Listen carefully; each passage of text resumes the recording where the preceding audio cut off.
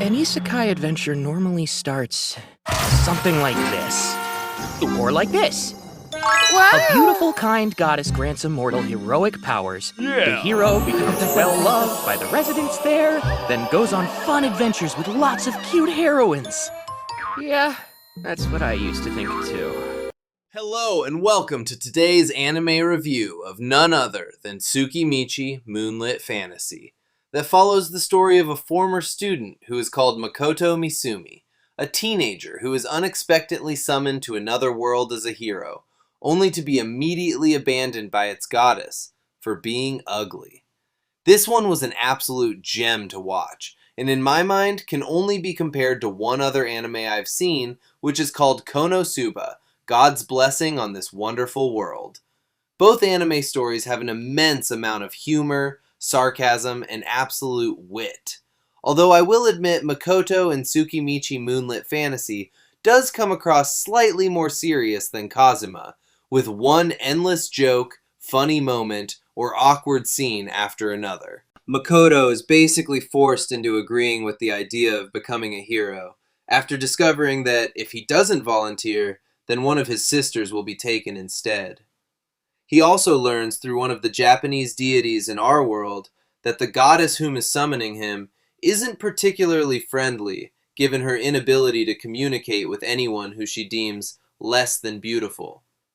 Essentially, she's extremely vain. Observe! No way are you really there, child. But you're so ugly. Nope, not a trace of swan here. Just an ugly duckling. How sad. Fortunately, the Japanese deity assists Makoto, allowing him to initially survive his fall, whereby he's then all on his own as he slowly but surely discovers his true potential, by starting out literally on the edge of the world, where there is no vegetation, but rather just a vast wasteland filled with deadly monsters, never mind demi-humans.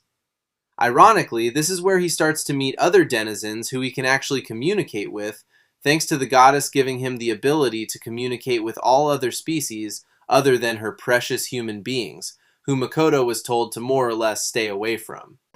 This barren place is called the Wasteland, and it's at the edge of the world. That crappy goddess. She really did send me to the far corner of the world. Well, anyway, I'm a Highland orc, and my name is Emma. What's yours?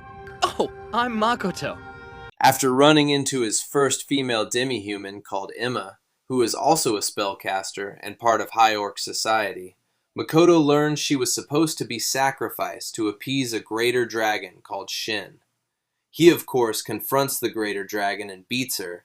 He then discovers she's a female, at which point she decides to join Makoto by forming a contract that binds her to his will, which also causes her to take human form. I look forward to working with you, my master. So exciting. This in turn triggers a series of events, which leads to Makoto uncovering a mistgate to a new realm that exists between dimensions, which he can now utilize for himself, turning it into a full-blown city for different demi-humans he recruits along the way.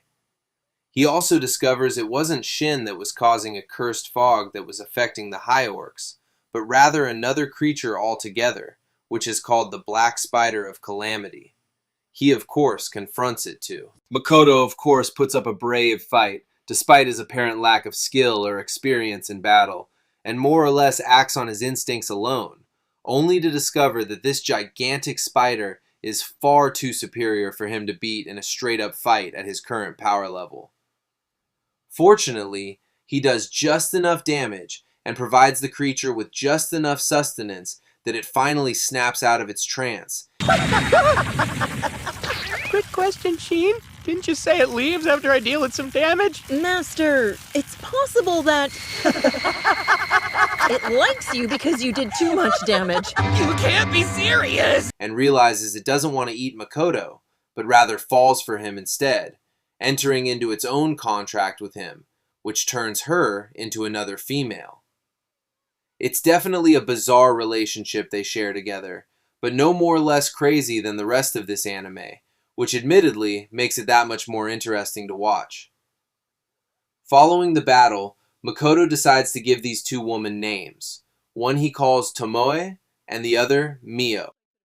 I acquired this form through our contract. I'm the Black Spider. Satisfaction guaranteed. As the story progresses, Makoto decides to establish a business relationship with humans as a merchant, using cover stories to conceal his true identity and intentions in this world, which is, of course, to uncover the truth about his parents, why he was chosen, and finally, why he has so much power, which continues to accumulate over time in the form of mana. Why is everyone here so beautiful? Huh? I don't see anyone I would call particularly beautiful. Everyone in this village looks fairly average. You consider this average looking? I might as well throw in the towel and give up all hope then. As part of his cover, Makoto decides to join the Adventurers Guild, but given his measly rank of 1, he's not allowed to take on any actual high-level quests, outside of those that are offered on a commission basis only, which doesn't affect his current class at all. He's also forced to use writing in order to communicate with humans, justifying it by pretending he's been cursed by the equipment he's wearing. He also helps further sell this cover story by claiming he just inherited a fortune and decided to become a merchant just recently. I should also mention there are 2 other summoned heroes in this story, one of which is a female Makoto went to school with and was also named the most popular girl in school, whilst the other was a male model whose vanity tends to get the better of him, as he uses a special power to enchant females. However, when it becomes apparent that neither of these other heroes are strong enough to counter the demons, the goddess is forced to use Makoto as her champion. He, of course, isn't overly thrilled of the idea of working for her, and instead antagonizes her every chance he gets. There is also one other character that becomes directly involved with Makoto himself, and that's none other than a lich called Larva, who takes human form after entering into yet another contract. He essentially acts as a powerful mage and healer that aids the main protagonist in his endeavors, whatever they may be. So all up, would I recommend this anime to anyone? Well, yeah, sure. If of course you're into isekai stories. Never mind crazy plots with an overpowered protagonist that literally bumbles his way through the entire storyline. For me, my favorite part was in Season 2, when Makoto became a teacher and started teaching students in the ways of magic. But that's just me. As for epic battles themselves, I'd give them a solid 7 out of 10, which isn't half bad, so they'll whet your appetite, but leave you still wanting a little more. But all up, the story, world, and characters will definitely satisfy. So maybe give it a go. Well, until the next one, peace out.